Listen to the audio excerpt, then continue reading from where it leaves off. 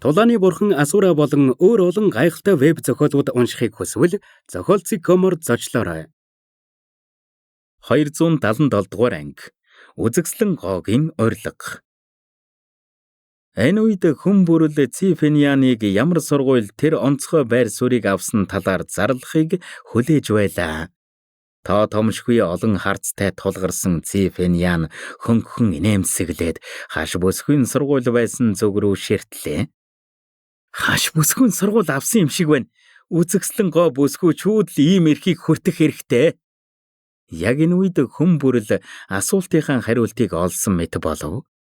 Гэвч Цифенианы дараагийн өгүүлбэр тэднийг цочролд оруулчихав. Энэ онцгой эрхийг авч байгаа сургууль бол Азуре Дарагон сургууль гэж Цифениан маш тод маш чангаар зарлав. Юу? Азуре Дарагон сургууль? Байж боломгүй юм. Азуре Дарагон сургууль чинь саяхан 1-р зэрэглэлийнх болсон биз дээ. Энэ үед төсөөлж байгаагүй хариултаа сонссон хүмүүс тайван байдлаа алдав. Лингиун сургуулийнхан хүртэл гүн цочролд орсон юм. Захирлаа энэ Лингиун сургуулийн хамгаалагч настангууд санаа зовсон байдалтай Ян Янтян руу ширтэв. Онцгой эрх авах шийдвэрийг Цифенианд өгсөн ч гэлээ. Хэнч түүнийг хүмүүсийн дургүй, хүлээн зөвшөөрөөгүй сургуулийг сонгоно гэж бодсонгүй. Гэсэн чи яалтай билээ дээ. Ян Янтяны тулааны төвшин асар өндрөөс гадна Лингиун сургуулийн захирлч гэлээ. Цэлийн хунтайжийн ордны Цифениантай сөргөөцөлдөж яахан болох вүлээ? Ийм нөхцөлд Цифениантай маргалдаж болохгүй болохоор тэр настангууд руугаа чимээгүй байхыг дохив. Энэ дэндүү утгагүй юм. Ийм чухал онцгой эрхийг яаж Азуре Дарагон сургуульд өгдөг байна? Тэдэнд энэ онцгой байр суурийг хүртэх эрх байгаа гэж юу? Яагаад ийм зүйл болов? Цифениан үнэхээр Азуре Дарагон сургуультай холбоотой гэж юу? Хэрвээ тийм бол тэр эрх мэдлээ хувийн асуудалтай ашиглаж байна гэсэн үг биш үү? Дэндүү шударга биш юм. Далай мэт сугалсан хүмүүс түүний шийдвэрийг эсэргүүцэн хэлэлцэн. Учир нь Цифениан тэдний огт хүндэлдэггүй, хүлээн зөвшөөрөөгүй сургуулийг сонгосон юм. Цифенианы шийдвэр олонний таалалд нийцээгүй гэхэд хэлсдэхгүй. Бүүм! Цифениан гэнэт гараа сунган агаарт хийц сохих үед аянга мэт цойрайтан хүчтэй салхи шуурч олон сургуулийн хүмүүсийг хамрав. Шуугилдж байсан олон ч хормын дотор нам боллоо. Цифениан цугласан олон руу гуйлгаж хараад хуйтнаар хэллээ. Яаж байгаа юм? Миний шийдвэр та нарт нийцэхгүй байна уу? Түүний үгийг сонссон хүмүүс ч бүр намжив. Тэд хичнээн зөвшөөрөхгүй байсан ч гэлээ хэндэн ч зөвшөөрөхгүй байна гэж хэлэх зориг байсангүй. Цифениан гой совд мэт хурцнуудтай учраас таны сонгосон сургууль бидэнд гинтийн бэлэг барина гэдэгт итгэлтэй байна гэж яг энэ үед Ян Янтян ураг шалхан хэлээд алгаа ташлаа. Лингиун сургуулийн настангууд ч босоод алгаа ташив. Араас нь бусад сургуулиуд ч даган алгаа ташиж баяр хүргэв. Тэд хичнээн зөвшөөрөхийг хүсэхгүй байсан ч амаа татаад зөвшөөрөхөөсөөр аргагүй байдалд орсон юм. Ли Занчин Чүфэн хоёрч бүр олон хүний хараанд өртлөө. Тэд олон өрсөлдөөнөөс чөлөөлөгдөөд зогсохгүй. Тэдэнд л зориулсан маш тансаг ордонд байрлав. Ерөнхийдөө бол тэр хоёр хамгийн шилдэг үйлчилгээг хүртсэн юм. Гэхдээ хамгийн хачна нь Цифениан байв. Эрх мэдлээ ашиглан хувийн асуудалд ашигласан гэж сэжиглэгдэж байсан ч гэлээ. Тэр бусдын харцыг үл тоон Чүфэний байрлаж байгаа ордонд очин шатар тоглонгоо ярилцав. Цэлийн хунтайжийн ордонд түүний хэрэг гарсан үед л тэр Чүфэний ордноос явлаа. Цифенианы үйлдэл цуу яриач үнэн гэдгийг нотолсон юм. Бодит байдлыг харсан олон ч хүн Чүфэнийг үнэхээр бусдад байдгүй тулааны хүчтэй ховор төрөх гоцсуутын юм болов ч гэж бодов. Ядаж л Лингиун сургууль дотор түүн рүү хүмүүс ахиж бассан харцаар ширтгэе болсон юм. Учир нь түүний ард Цифениан зогсож байгаа. Ганц энэ шалтгаанаас болж хинч Чүфэнийг өдөж зүрхэлсэнгүй. Нүдэрэмхийн зур 100 сургуулийн цуглаан албан ёсоор эхэллээ. Чүфэн сургуулиудын тулааныг очиж үзээгүйч том мэдээ сонсов. Энэ удаагийн 100 сургуулийн цуглаанд зориулж бэлтгэсэн Лингюн сургууль хувьсгал авч ирсэн байлаа. Захирлуудын тулаанч бай, настангуудын тулаанч бай. Ян Тян болон настангууд оролцоогүйгээс гадна Лингюн сургууль бүх тулаанд нь сурагчтай оролцуулсан. Лингюн сургуулийн шилдэг сурагч болох Дүүгү Аюун захирлаа төлөөлж оролцсон. Олон сургуулиудын захирлууд Лингюн сургуулийн үйлдэлийг хараад уурн хөрсөн. Учир нь Дүүгү Аюун хэчнээн мундаг залуу үеийнх байлаа ч гэсэн сурагч л бол сурагч. Дүүгү Аюуныг захирлуудтай тулалдуулна гэдэг тэднийг доромжилж байгаа хэрэг. Гэвч хэнч Лингюн сургуулийн зохион байгуулдаг энэ тэмцээнд уурлаж дургуйцаж зүрхэлсэнгүй. Харин ч чимээгүй л байдлыг хүлээн зөвшөөрсөн юм. Чүфэн дүү, чи энд байж чамтай уулзах гэж бөө юм боллоо шүү. Нарны туяан доор нуурын хажууд Чүфэн дугхийн хэвтэж байхад гэнэт ялдам хоолой сонсогдлоо. Толгой өндийн харсны дараа Чүфэний харц нь мөсмөд хөйтөн болж хувирв.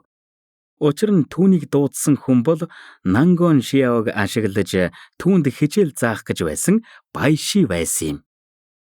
Чүфэн тэр өдрийн хэрэгээс болж намайг үзэн ядахгүй юм байгаа үсттэй. Чүфэний хөйтөн харцыг харсан Байши ч буулт хийсэнгүй. Тэр жижигхэн бэлхүүсээ баруун зүүнгүй савчин Чүфэний өмнө ирээд ялдам инээмсэглэн ингэж асуулаа. Тэми зүйл ярих хэрэггүй. Хэлхэн байвал хурдан хэлээдэх гэж Чүфэн түүн рүү хүйтнээр ширтлээ. Чүфэний харцнаас нь л тэр энэ эмэгтэйд ямар дургүй мэдрэгдэж байв. Чүфэн, чамд хэлэх зүйл байна. Гэхдээ би биш, харин Ян эгч чамайг ярилцахаар урьсан юм гэж Байши инээмсэглэн хэллээ. Ян руу юуд очоод түүнтэй ярилцах сонирхол алга гэж хэл. Гэд Чүфэн явхаар завдав.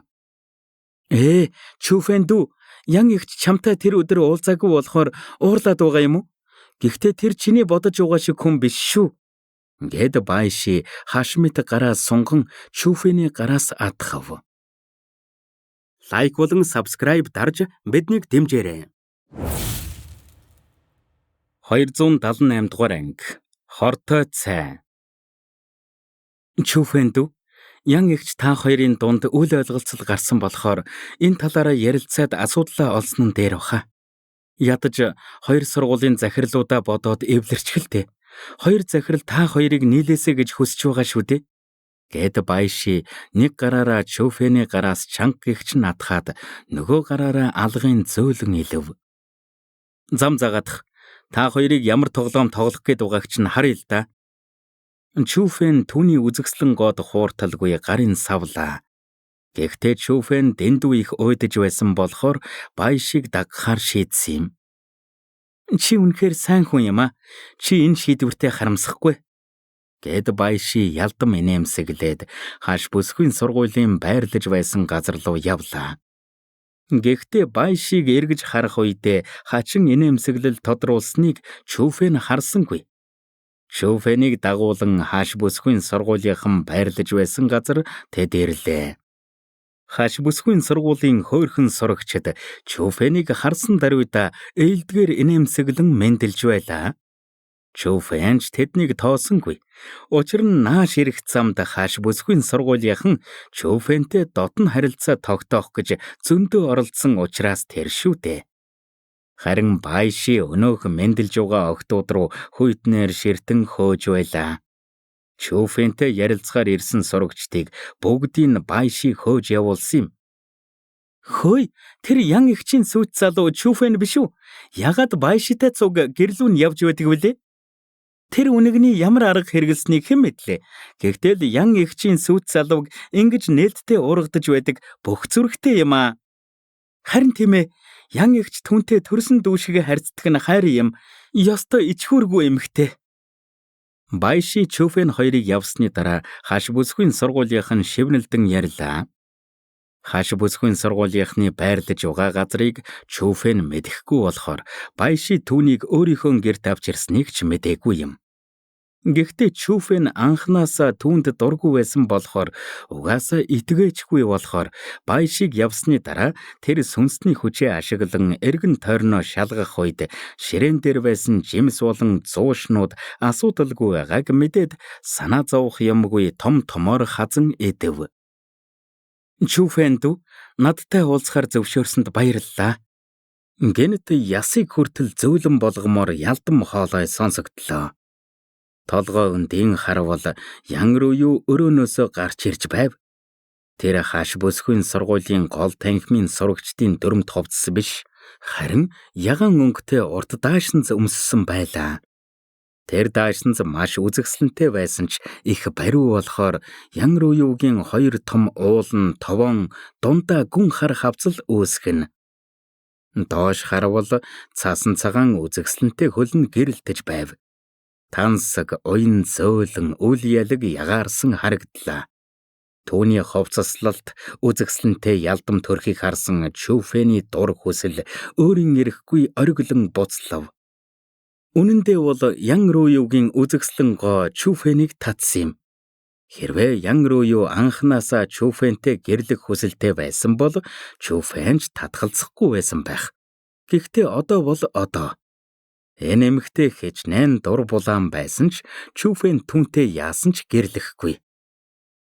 Хэлэх юм байвал хурдан хэл, надад цаг бага байна гэж Чүфэн түүний өрхөнд оролгүй өөр тийш ширтэв.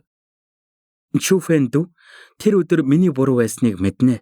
Гэхдээ надад итгээрэй. Би тийм хүн биш шүү. Гэж ян руу юу Чүфэний урд суух үед түүний биеийн сэтгэл татам үнэр Чүфэний хамрыг цоолон орж хүслийн бадраалаа. Ямар хүн? Чи миний хувьд ямар хүн гэдгээ мэддэг юм уу? Гэж Чүфэн инээмсэглэн асуув. Миний таамаг зөв бол чи намайг олонний анхааралд байх дуртайгаас гадна чиний тулааны төвшинг харчхаад энэ гэрлэлтээс татгалцсан байж хүчигч нь харсны дараа бодлоо өөрчилсөн ядмагхан бодолтой хүн гэж боддог. Гэж ян руу юу гомдлон хэллээ. Түүний үгийг сонссон Чүфэн хүйтнээр инээмсэглээд ингэж хариулав. Тийм биш юм уу? Мэдээж тийм биш. Чамаас зайлсхийсэн шалтгаан бол албаар чамааг уурлуулж сургуулийн захирлаас энэ гэрлэлтийг цуцлахыг хүссэн юм. Чамааг энд дуудсан учир маань гэвэл өмнөх явдлаас уучлалт гуйх гэсэн юм. Намайг заавал уучил эсвэл надад сайн ханд гэж гуйхгүй. Одоо ч би чамтай гэрлэмээргүй байна. Гэд ян руу юу гэмссэн царай гаргалаа. Навшигч чи өвчтөй юм уу? Чинд надаар дайжигнах гэж дуудсан юм уу? Юуны өмнө би чамайг огтхон ч сонирхоогүй. Чи надтай гэрэлмээргүй байгаа. Би чамтай гэрэлмээргүй байгаа. Ингээд л болоо. Гэд Чүфэн уурлав. Чүфэн дүү битгий уурлаа. Надад өөр санаа байхгүй. Би яагаад чамтай гэрэлмээргүй байгаагаа хэлэх гэж дуудсан юм. Би чамайг дорд үзсэндээ биш. Харин энэ насандаа хүнтэй гэрлэхгүй гэж шийдсэн юм. Өнөөдөр би чамаас уучлалт гуйх гэж дуудсан юм. Гэд ян руу юугийн хоёр нүд нь улаан хоёр тусал нулимс унгав. Навшигч чи гажиг баха. Чүфэнд хэлэгч үг олдохгүй байсан болохоор эргэж хараад явхаар завдлаа. Чүфэн асар хүчрэхэг сүнсний хүчтэй болохоор ян руу юугийн үйлдэл жүжиглэлт биш гэдгийг анзаарсан юм. Гэхдээ яагаад заавал ингэх хэрэгтэй гэж Чүфэн ерөөсөө ойлгохгүй байв. Товчхондоо бол Чүфэн ян руу юуг ингэж хачин аашилж байхыг төвчж чадахгүй байсан болохоор явахыг хүссэн юм. Чүфэн дүү битгий яв. Яг энэ үед Байши Чүфэнийг зогсов. Яаж байгаа юм? Гэд Чүфэний харцан ширүүслээ. Чүфэн дүү чи ян ихчтэй гэрэлмээргүй байгаа юм бол яагаад тэр чамтай гэрлэхгүй гэхэд нь уурлаад байгаа юм? Тэр чамд тэгж хандснаасаа болж уучлалт гуйж байна. Чи түүнийг уучлахгүй юм бол сэтгэл нь тайван байж чадахгүй гэж Байши шаардав. Чүфэн дүү яг энэ үед ян руу юу ихэр татан уйлж ирээд аяхтай цай Чүфэнд өгөөд намайг уучлаач гэлээ. За би чамайг уучлалаа. Би зүгээр л чам шиг мэдрэл хүнтэй анх удаага л таарч байна. Гэд Чүфэн тэр газраас бушуухан явах гээд Ян Рууюугийн өрөвдөлтөө царай руу харалгүй цайг нь нэг балгалтаар дуусгачихав. Навшигч! Цай түүнийг эзсэнд орвоо үгүй юу хор байсныг ухаарч Чүфэний царай нь маш ихээр хувирлаа. Лайк болон subscribe дарж биднийг дэмжээрэй. 279-р анги төлөөс. Хортой цай байна. Цайг эзэнд нь орсны дараа Чүфэн битүүхэн харав. Хачин энерги түүний биеэр тархаж Дантианыг бэтүүлж үүслийн энергийн тагласнаар Чүфэн газар тунлаа. Навшигч! Чүфэн ярьж чадахгүй байсан ч уур хилэнгээр буцалж байсан юм. Битүүхэн хашгирахын зэрэгцээ Чүфэн өөрийн сүнсний хүчээ эргэлдүүлэн ертөнцийн сүнсний орон зайтайгаа холбож бид байгаа хороо лацдах жижигхэн сүнсний тойрог бүтээв. Навшигч! Ахяад л энэ хороо. Би дотроо сүнсний тойрог бүтээж өнөөх хорыг лацдаж байхдаа Чүфэн хэлэгч үггүй болчихов. Учир нь тэр хорноос болж Чүфэний доодох нь товын хатуурсан байлаа. Энэ үед Чүфэн өөрийн эрэхгүй галуулаан шувуу хотод болсон зүйлсийг санав. Харин энэ удаа түүнийг үзэсгэлэн гоо бүсгүй хордуулсан. Ядаж байхад энэ хор өмнөхөөс хэд дахин хүчтэй байв. Хэрвээ түүний хүч ихээр нэмэгдэж сүнсний тойргийн техникт гаргууд болоогүй байсан бол энэ хоронд автаж удирдлагаа алдах байсан биз? Гайхсан уу? Чи ахаад энэ хоронд хордчихлоо.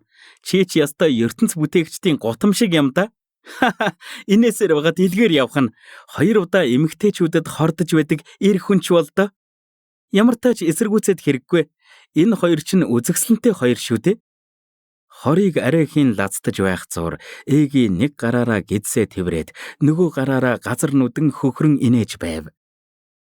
Муу зэвүүн охин битгий анхаарал сарниулаад бай. Эр хүн байж би юу гэж иймхэн өрхөнд орох юм? Гэд Чүфэн лацдах явцаа үргэлжлүүллээ. Хэсэг тэмцсний эцэст саарал нөмрөгт ертөнцийн бүтээгчийн аргаараа амжилттай бие дотор хороо лацдсны дараа бүх хүч нь эргэн ирсэн ч босох гэж яарсангүй. Тэр нүдэ анин ухаангүй мэд хэвтэж тэр хоёрын яах гэж байгааг харахыг хүссэн юм. Байшидүү хоёулаа арай хэтрүүлчих үү? Энэ үед Ян Рууюу Чүфэний улайссан царай руу хараад санаа зовон асуув. Харин Байши Чүфэн рүү юу ч болоогүй юм шиг ширтээд ингэж хэллээ. Ян ихчээ, санаа битгий зовоо. Би түүнтэй унтлаа гэд тэр шанална гэж үү? Гэд Байши тасхар үсээ савлахад дур булаам үнэр тархлаа. Гэхдээ тэр хордчихсон. Бас түүний зориг энэ биш шүү дээ. Хэрвээ бид гэд Ян Рууюугийн санаа зовлоо. За эгч минь сайн бодоод үзтээ. Та эрийн ажил хийж болохгүй үсттэй. Харин би болно. Дээрэс нь би таны төлөө ингэж байна. Би Чүфэнтэй унтчих юм бол тэр тантай уулзах нүүргүй болно. Захирал энэ талаар мэдэх юм бол та хоёрын гэрлэлтийг гарцаагүй цуцалж Чүфэн бид хоёрын гэрлэлтийг дэмжинэ. Тохиолдлоор би ч бас авьяас бэлэгтэй найдвартай эр хүн хайж байсан юм. Чүфэн жаахан ч хэлээ миний шаардлагыг хангаж байна. Энэ танд туслаа зогсохгүй надад ч бас тусалж байна. Гэд Байши Ян Рууюуг өрөөнөөс гаргалаа. Ян Рууюу Чүфэн рүү гэмшсэн харцаар ширтэн гарах хэсэгтээ эргэлдсээр байв. Чүфэн ч бүгдийг сонссон болохоор түүний дотор уур хилэнгийн гал дүрлзэж байсан юм. Хэрвээ түүнд хүчрхэг техник аргууд байгаагүй бол тэр гарцаагүй хэцүү нөхцөлд орж нэр хүнд нь юу чгүй унаад зогсохгүй хорчин Байшитай гэрлэхээс өөр аргагүй болох байлаа. Ийм хүнд хууртагдсан Чүфэн маш ихээр уурлаж байсан юм. Ийм зүйлийг зүгээр өнгөрөөж болохгүйгээс гадна хэд дахин илүү хариу өгөх ёстой. Энэ хүртэл бодсон Чүфэн годхим босоод Ян Рууюу Байши хоёр руу чичлэн хэллээ. Мо хоёр новш та хоёрт итгэж байхад намайг ингэж хуурна гинэ. Өнөөдөр та хоёр төлөөсөө төлөх болно доо. Чүфэн чи Ян Рууюу Байши хоёр Чүфэний босхийг хараад маш ихээр цочив. Чүфэн уураа гаргамаар байвал надад л гарга. Байши үнд хамаагүй. гэж Ян руу Байши руу ширтээд урд нь гарч зогсов. Байшигийн үзэсгэлэнтэй бие ч угсхийн ордноос гарахаар завдлаа. Түүнийг зогтох гэж байгаа юм уу, тусламж дуудах гэж байгаа юм уу гэдгийг хэн мэдлээ. Жүжиглэх хэрэггүй. Өнөөдөр та хоёрын хэн ч зугтна гэж саналтгүй.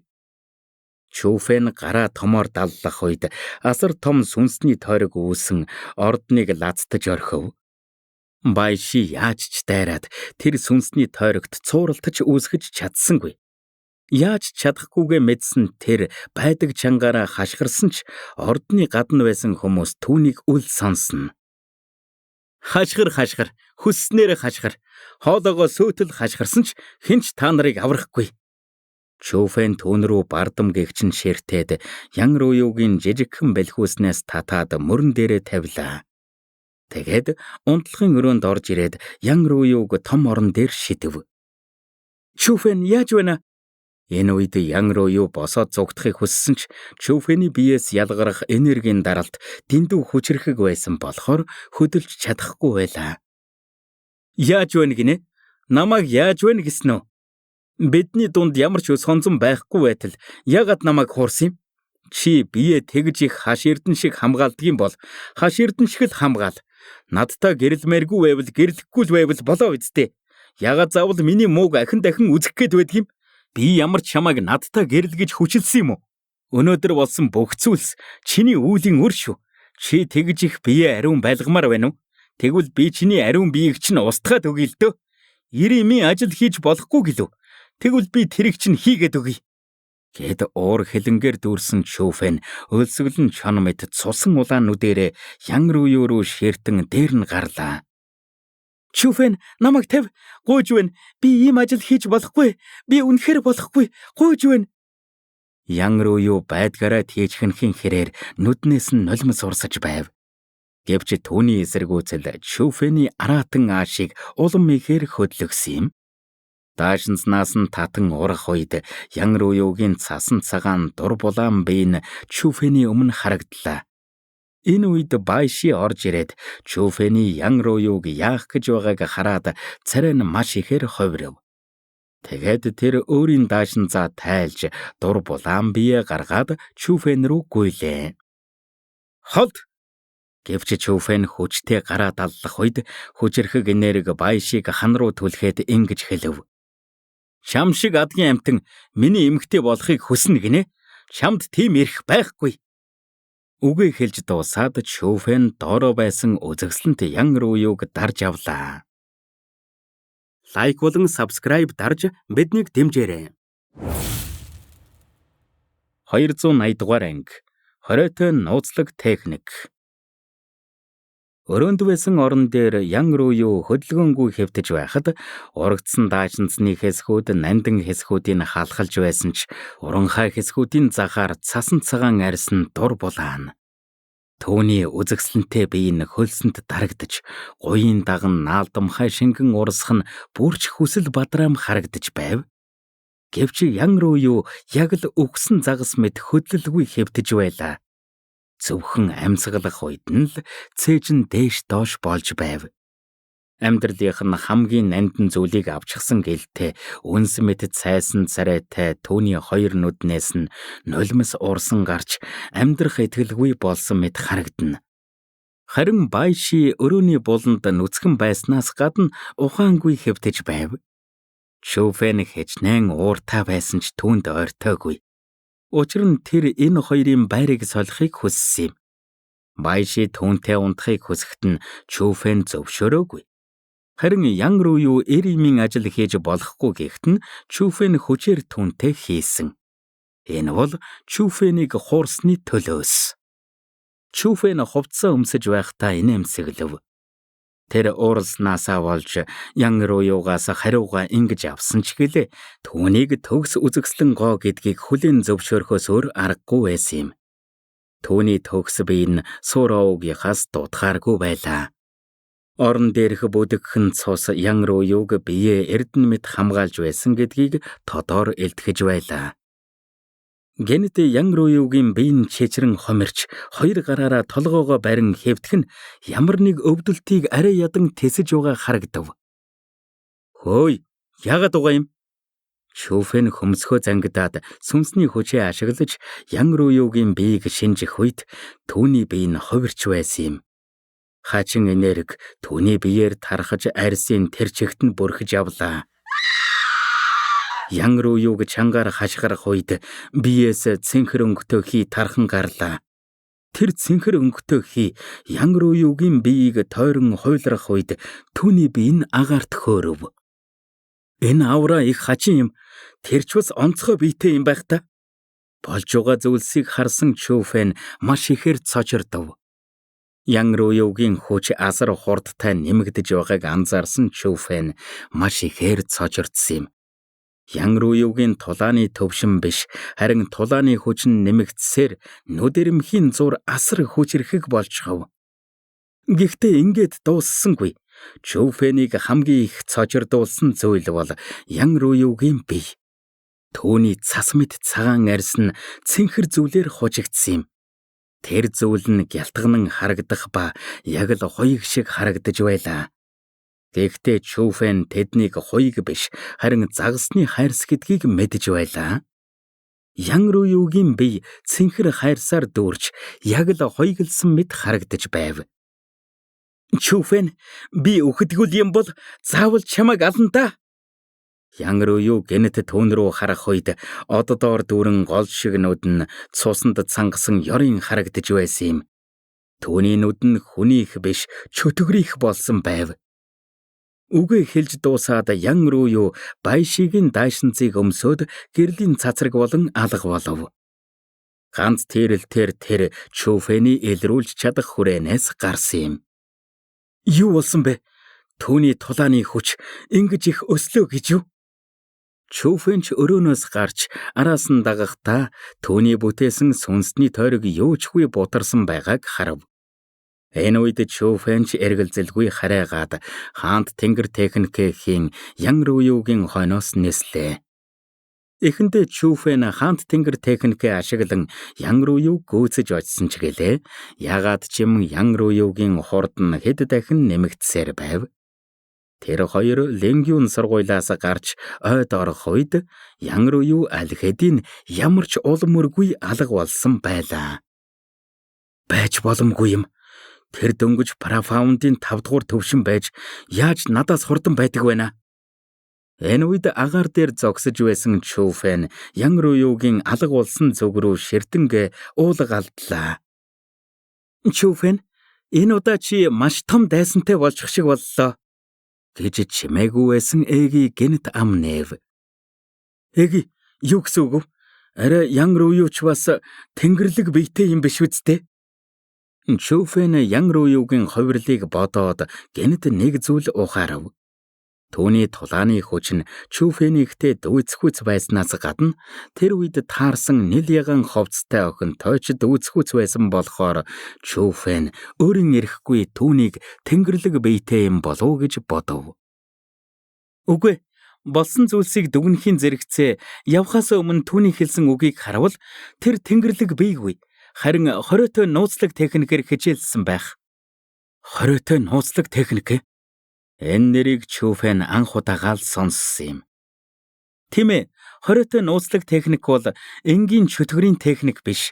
Ийм техник бол маш хүчрэхэг тулааны мастрын бүтээсэн асар хүчрэхэг нууцлаг техник. Иймэрхүү нууцлаг техникүүд энгийн хүнд ер бусын хүч чадал өгдөг. Гэхдээ энэ техникээр хичээллэж байхдаа маш өндөр сонор сэрэмжтэй байх ёстой. Жаахан л анхааралгүй хандах юм бол бүх зүйл сүрдэг. Иймэрхүү техникүүд тулааны замналыг зөрчдөг болохоор анхнаасаа орших ёсгүй байдаг. Тийм ч учраас нэг л алдаа гаргах юм бол шийтгэгддэг болохоор л хориотой нууцлаг техник гэдэг юм. Ерөнхийдөө бол ертөнцид ийм техник байдаг байлаа ч гэсэн Ян Руюуд энэ техникийг сурах чадал байх ёсгүй. Гэхдээ энэ 9 нутгийн твд чинь эзэн хааны бунхан Асураас сүнс цамхаг харсны дараа хориотой нууцлаг техник гарч ирсэнд тийм ч их гайхахгүй байна. Одоогийн 9 нутаг хог шаарнуудаар дүүрсэн ч гэлээ. Дээр үед асар хүчрэхэг хүмүүс мандан гарч ирж байсан. Одоо тэр хүчрэхэг хүмүүсийн өв залгамжууд л үлдсэн болохоор тэднийг олоход асар их аз шаардлагатай. Чи эзэн хааны бунхан олж цагаан барын аллаг гэх нууц техник өвлсөн. Харин Ян Рую өөрийн адал явдлаасаа өөрийн гэсэн хориотой нууцлаг техник өвлөж авч. Гэхдээ хориотой нууцлаг техникүүдийг бүтээдэг хүмүүс сайн хүмүүс биш. Тэд бүгд цуснд цангасан чөтгөрүүд байдаг. Ингээд харахад өнгөрсөн үеийн 9 нутаг тиймч тайван нутаг байгаагүй бололтой. Гэж Эги өөрийн дүгнэлтээ бодлогошрон хэллээ. Лайк болон subscribe дарж биднийг дэмжээрэй. 281-р анги. Чөтгөр. Эги, чи Ян Руюг хориотой нууцлаг техникээр хичээлсэн гэдэгт итгэлтэй байна уу? Гэж Чүфэн асуув. Мэдээж, хориотой нууцлаг техникийг сурахын тулд тодорхой баримтлах зарчимтай байх ёстой. Тэр биеэ хашмит хамгаалж ярьсан нь ч тохиолдол биш. Тэр онгон байхаа болсны дараа бие нь хувирч эхэлсэн. Гэхдээ санаа зовох хэрэггүй дээ. Түүний одоогийн замнал нь муу ёрын замнал. Тэр үргэлжлүүлэн амьдарч чадахгүй байх. Гэж Эги хэллээ. Юу? Тэгэхэр тэр надаас болж өгнө гэсэн үг үү? Ян Руюг муу ёрын зам руу оруулснаа Чүфэн мэдлээ. Бүр түүнээс болж өгөж ч магадгүй гэдгийг мэдээд Чүфэн зогсолтгүй өөрийгөө буруутгав. Тэр Ян Руюд үнэхээр дургуйч гэлээ өөрөөс нь болж өгөхийг хүсэхгүй байсан юм. Яасан? Сэтгэл зовниж байна уу? Чүфэн, чи залбирсан чинь дээр шүү. Түүнийг муу ёрын замналд орсноосоо болж үхээсэ гэж залбир. Үгүй бол тэр цуснд цангасан чөтгөр болон хувирсны дараа түүний алах хамгийн ихний хүн нь чи байх болно. Энэ үед л Чүфэн байдал ямар хурц болсныг ойлгосон юм. Тэр Ян Руюг хориотой нууцлаг техникээр хичээлдэг ийм аюултай нэгэн байна гэж төсөөлж байгаагүй. Гэхдээ нэгэнт болсон зүйлийн араас харамсаад нэмэр байхгүй. Нэгэнтэл болоод өнгөрснөөс хойш нүүр тулах ёстой. Хийсэн үйлийнхэн хариуцлагыг хүн өөрөө үүрэх ёстой. Чүфэн Лингюн сургуульд эргэж ирээд юу ч болоогүй юм шиг жүжиглсэнгүй. Тэр хаш бүсгүй сургуулийн захирал дээр очиж шийтгэл хүртэхээр шийдэв. Тэнд ирсний дараа Чүфэн шийтгэл хүртэхээр ирсэн нь ч зөв шийдвэр гэдгийг ойлгосон юм. Учир нь хорчин Байшиж бас тэнд байлаа. Харвас тэр болсон зүйлсийг хаш бүсгүй сургуулийн захиралд хэлчихсэн байв. Мэдээж тэр ухаангүй байхад нь Ян Руюгийн яаж хувирсныг хараагүй болохоор энэ талаар мэдэхгүй. Байши, чи гарч бай. Би Чүфэнтэй ярилцмаар байна. Ян Руюгийн талаар хинт ч хэлж болохгүй шүү. Гэж хаш бүсгүй сургуулийн захирал Байшиг гар гэж доглоо. Таны хэлснээр гэд Байшиж Чүфэн рүү гүнзгий ширтээд гараад явлаа. Байшиг гарсны дараа хаш бүсгүй сургуулийн захирал тайвнаар цайгаа угаад Чүфэн рүү хараад инээмсэглэн хэлв. Чүфэн, хийсэн үйлдэлдээ гэмшиж бурууга хүлээж байгаа чинь сайн хэрэг. Руюгийн хаашаа явсныг хэлж болох уу? Тэр охин их ууртай болохоор юмсыг тунгаан бодлгүй тэнэг үйлдэл хийж магад. Түүний үгийг сонссон Чүфэнч хаш бүсгүй сургуулийн захирал Ян Руюд маш ихээр санаа зовж байгааг мэдээд болсон зүйлсийг нуулгүй хэлв. Болсон зүйлсийг мэдсэний дараа хаш бүсгүй сургуулийн захирал тайван байдлаа алдан угсхийн босоод хөмсгөө зангидан нааш цааш алхаллаа. Хэсэг хугацааны дараа хаш бүсгүй сургуулийн захирал Чүфэнээс ингэж асуулаа. Чүфэн, ийм өөрчлөлт гарсан шалтгаан нь юу байж болох вэ? Шууд хэлж байгаад минь уучлаарай. Гэхдээ энэ өөрчлөлт ямар нэг онцгой ургамлаас биш, харин чөтгөрийн техникээр хичээлснээс болсон байх. Чүфэн шууд хориотой нууцлаг техник гэж хэлсэнгүй. Учир нь энэ төвд хүмүүс чөтгөрийн техник л гэж мэддэг. Хориотой нууцлаг техникийн талаар мэдэх хүн тун ховор. Хэрвээ Чүфэн энэ талаар 100 гаруй насалсан хүнд хэлэх юм бол гарцаагүй түүнийг биедээ ямар нэг нууц агуулж байна гэж сэжиглэнэ. Чөтгөрийн техник? Чүфэний үгийг сонссон хаш бүсгүй сургуулийн захирал гүн бодолд автав. Тэгэд хэсэг зогссны дараа санаа алдан хэллээ. Гайхах юм алга. Та энэ талаар мэддэг юм уу? Гэж Чүфэн асуулаа. Чүфэний асуултыг сонссон хаш бүсгүй сургуулийн захирал хэсэг эргэлзнээ хэлэхээр шийдэв. Тэр жил манай үүсгэн байгуулагч одоо байрлаж байгаа газар сургуулаа босгосон шалтгаан гэвэл тэр ууланд маш ер бусын нууцлаг техник байсан юм. Тэр нууцлаг техник уулын оргил дээр бичээстэй байсан болохоор тэмдэглэж авах боломжгүй байсан болохоор зөвхөн уулын оргил дээр очиж л сурах ёстой болсон.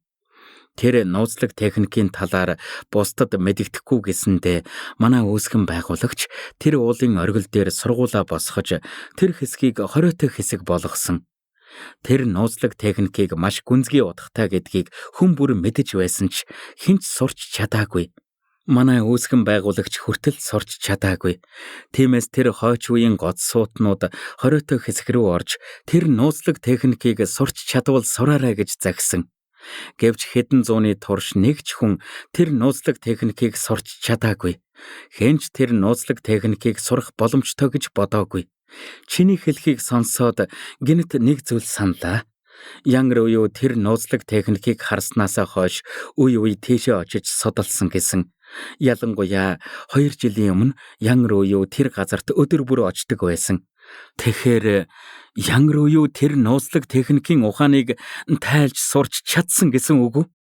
Гэж хаш бүсгүй сургуулийн захирал цочирдсан царайтай хэллээ. Та надад тэр нууцлаг техникийг харуулж болох уу? Үүнийг мэдсэн Чүфэнч баярлав. Тэр хараад мэдэхгүй ч эгийг хараад мэднэ. Тиймээс ч тэр янгар уюуг үнэхээр хориотой нууцлаг техникээр хичээлсэн эсхийг баталгаажуулахыг хүссэн юм. Магадгүй тэндээс бүрчих нууц тайлах юм билүү? Болно. 100 сургуулийн цуглаан өндөрлөх үед надтай цуг хаш бүсгүй сургууль руу яваарай. Бас өөрийгөө хит буруутгах хэрэггүй дээ. Чи дэлгэрэнгүй тайлбар өгөөгүй ч гэлээ. Баяшигийн хэлснээр бол бүгд чиний буруу биш ээ. Харин ч чи хохирогч байх магадлалтай. Энэ баяши төрөлхийн л хорчин охин заримдаа бүр хэтрүүлчих юм. Гэхдээ тэр ховор төрдөг гоц авьяастай болохоор янгар уюуд асуудал гарвал манай хаш бүсгүй сургууль баяшиг нь л нөмөр тоочих болов да.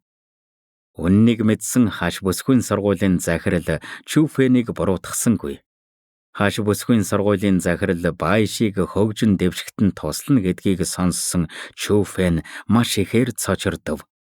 Баяшиг ямар хүн гэдгийг бодоод тэр тэгээд дэми байх гэж зөвлөх гэж байснаа өөрсдийнх нь хэрэг болохоор өөрсдөө мэдж байгаа байх гэд хошоо дүрсэнгүй. Чимээгүйхэн орсон шигэ Чүфэн чимээгүйхэн гарч ирэхдээ баяшитай таарлаа. Чи ян эгчийг яасан муу чөтгөр гэд Чүфэнийг харсныхаа дараа баяши зэвүүцэн хэлв.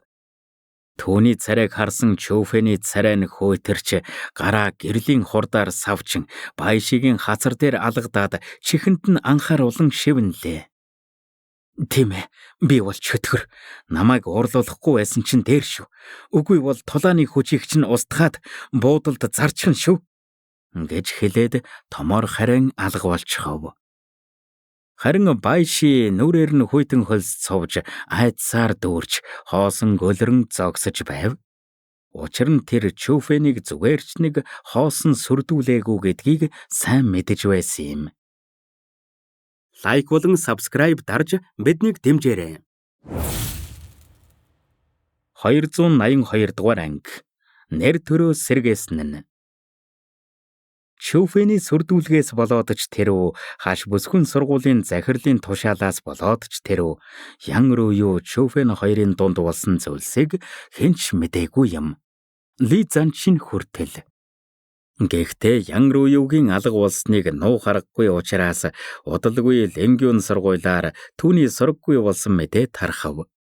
Энэ мэдээг сонссон хүмүүс дор бүрнээ яагаад хаш бүсгүй сургуулийн шилдэг сурагч алга болов?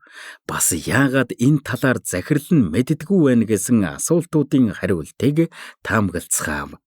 Гадныхан яагаад ч асуултынхаа хариултыг олж чадахгүй байхад хаш бүсгүй сургуулийнхан харин түүний алга болсон шалтгаан нь Чүфэнтэй холбоотой гэж бодоцгоолоо. Олон хүн янгар уюуг Чүфэнтэй гэрэлхийг эсэргүүцэж захиралтайгаа муудалцахыг хүсээгүй болохоор нууцаар зугтсан болов уу гэж таамаглав. Чөүфэнд юу ч мэдэхгүй юм шиг жүжиглэхээс өөр арга байхгүй байсан юм.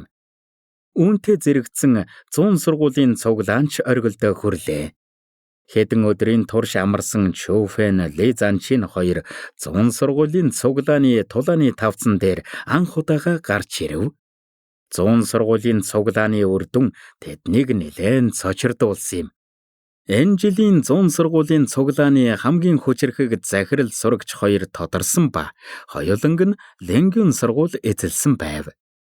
Хамгийн хүчирхэг сурагчаар тодорсон сурагч бол Парафаундын 6 дугаар төвшөнд байсан Фэнхао. Шилдэг сурагчийн суудлыг тэр эзэлсэн юм. Тэр Ленгюн сургуулийн номер 2 ч гэлээ Азурын нутаг дотор түүнийг Дүүгүү аюунаас өөр дийлэх хүн байхгүй. Хамгийн хүчирхэг сурагчийн хажууд хамгийн хүчирхэг захирлын суудал бүрч цочирдмоор байв. Ленгюн сургуулийн захирал энэ жилийн захирлуудын тулаанд ороогүйгээс гадна настангууд нь ч ороогүй. Хамгийн шилдэг захирал цол авсан нь Ленгюн сургуулийн шилдэг сурагч Дүүгүү аюун байлаа. Хамгийн хүчирхэг захирлын суудалд сууж байгаа Дүүгүү аюуныг харсан Чөүфэн, Ли Занчин хоёр түүнийг олон сургуулиудын захирлуудыг ялсныг ч мэдэв. Энэ үр дүн түүний хүч чадлыг баттахад зогсохгүй Ленгюн сургуулийн сүр хүчийг ч харуулсан юм. Тэд захирал болон настангуудаа тулдуулахгүй байсан ч бүх сургуулийг дийлнэ гэдгээ тод харуулсан юм. Хараач, энэ нөгөө Азурэ дараагийн сургуулийн 2 хог шар биш үү? Тэд үнэхээр эрх зүрхтэй байсан гэж юу? Тэднийг хэдэн өдөр сураггүй болохоор нь зугтчихсан байх л гэж бодсон штэ. Өнөөдөр тэд Фэнхао, Дүүгүү аюун хоёрыг тулаанд дуудах ёстой. Үгүй бол жинхэнэ шившиг болох байлгүй. Тийм шүү. Цифэньян гуйтай тогтоосон харилцаан дээрээ төрөөлж онцгой байр суурь авсан. Цифэньян тэдэнд тусалснаасаа илүү хорлчих шиг боллоо доо. Чөүфэн, Ли Занчин хоёрыг гарч ирэх үед хүн бүрэл тэднийг битүүхэн харааж яаж элэг дог болохын тесэн ядан хүлээж байлаа. Хэрвээ Чөүфэн, Ли Занчин хоёр тулалдахаас татгалзах юм бол Дүүгүү аюун Фэнхао хоёроос айж энэ онцгой байр суурийг хүртэх эрхгүй гэдгээ зөвшөөрч байна гэсэн үг. Харин тулалдах юм бол Ленгюн сургуулийн номер 2 Фэнхао, Чөүфэн хоёрын хүчний ялгааг харуул Чөүфэн гарцаагүй ялагдана. Харин Ли Занчин Дүүгүү аюунтай адилхан Парафаундын 8 дугаар төвшөнтэй байсан ч ялах боломжгүй. Учир нь Дүүгүү аюун хамгийн хүчирхэг захирлын суудал дээр байна гэдэг тэр аль хэдийн Парафаундын 9 дугаар төвшний захирлыг ялсан гэсэн үг. Дүүгүү аюуныг яаж захирлуудыг ялахыг нүдэрээ харсан үзэгчид ч түүнийг дээлдэшгүй гэдгийг хүлээн зөвшөөрчихсөн болохоор Ли Занчиныг ялна гэж огт төсөөлөхгүй байв. Захирал Ли, 100 сургуулийн цуглааны дүрмээр бол Чөүфэн та хоёр Дүүгүү аюун Фэнхао хоёрыг тулаанд дуудах ёстой. Та Дүүгүү аюуныг ялах юм бол хамгийн хүчирхэг захирлын цол танд очих болно. Мэдээж Азурэ дараагийн сургуулийн нэрч Азурэ нутгаар тархна. Та тулалдах уу? Бууж өгөх үү? Гэж Ленгюн сургуулийн захирал Ян Янтян инээмсэглэн асуулаа. Захирал Ян энэ жилийн тулаанд оролцохгүй болохоор би хамгийн хүчирхэг захирал цол авсан ч хоосон нэр төдийл болно. Гэхдээ хуучны хүн байна та. Залуу үеийн хүүгээс айх хэрэг байхгүй байхаа. Хамгийн хүчирхэг захирал гэдэг цол сурагчид тохирохгүй л болов. Тиймээс Ли Занчин би тулалдахыг сонгож байна. Үгээ хэлж дуусаад Ли Занчин гол тавцангаас харин Дүүгүү аюуны зогсож байсан тулааны тавцан дээр ирлээ. Энэ Ли Занчин үнэхээр тулалдах гэж байгаа юм байх та? Энэ үед Ли Занчиныг онгой болохыг хүлээж байсан хүмүүс өөрсдийн эрэхгүй цочирдов. Ялангуяа Дүүгүү аюунд ялагдсан захирлуудын царай маш ихээр ховирлаа. Ли Занчины хэлсэн үг тэдний сэтгэлийг хөдлөсөн юм. Хэрвээ сурагч тэдний байр суурийг эзлэх юм бол яаж бусдын нүрийг харах юм? Ленгюн сургууль тэднийг бүгдийг доромжилж байсан юм. Харин Ли Занчины үйлдэл тэдний нэр төр бахархлыг сэргээсэн юм. Захирал Ли, хөл гаранд нүд байдгүй болохоор санаандгүй таныг бэртээвэл уучлан үсттэй. Ингээд дүүгүү аюун бардам гэгч нь гараа ардаа баринд зогсож байв. Тэр Ли Занчин руу бахархалтай гэгч нь инээмсэглэж байгаа нь огтхонч сурагч шиг харагдахгүй байв. Тэр Ли Занчиныг ахмад үе гэж хүндлэгчгүй байсан юм. Гар хөлөнд нүд байхгүй нь мэдээжийн хэрэг. Чамаа гэмтэх юм бол битгий ус санаарай.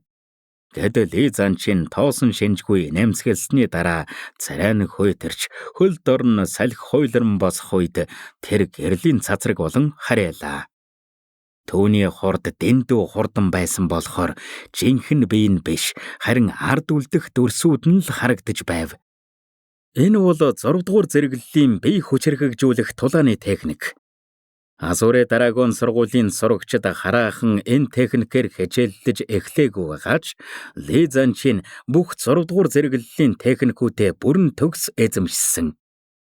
Ли Занчины хэд хэдэн дүрс нээлэн дүүгүү аюуныг бүслэн авсан урт луу мэт харагдаж байв. Түүний хүч чадал үнэхээр биширмээр байсан юм. Ли Занчин ийм гүнзгий хүчтэй техник сурчсан гэж үү? Азуре Драгон сургуульч нь 2 дугаар зэрэглэлийнх үсттэй. Тэдэнд яаж ийм хүчирхэг техник байдаг байна? Гайхалтай. Түүнийг нэг л тийм тайван байгаад байсанд гайхах зүйл алгаа. Тэр хүч чадлаа их гүн нуусан бололтой. Ли Занчины хийсэн бие хүчирхэгжүүлэгч тулааны техникийг харсан хүн бүрл цочордож нүдэн сэргэв. Тэд Ли Занчиныг арай л басаж байснаа сая л ухаарсан юм. Харин харж байсан хүмүүсийн хажууд дүүгүү аюун байранда хөдлөлгүй зогсож байв. Тэр Ли Занчин руу ч харалгүй бардам гэгч нь инээмсэглэн зогсож байлаа. Тулааны бурхан Асура болон өөр олон гайхалтай веб зохиолууд уншихыг хүсвэл зохиолцыг комор зочлоорой.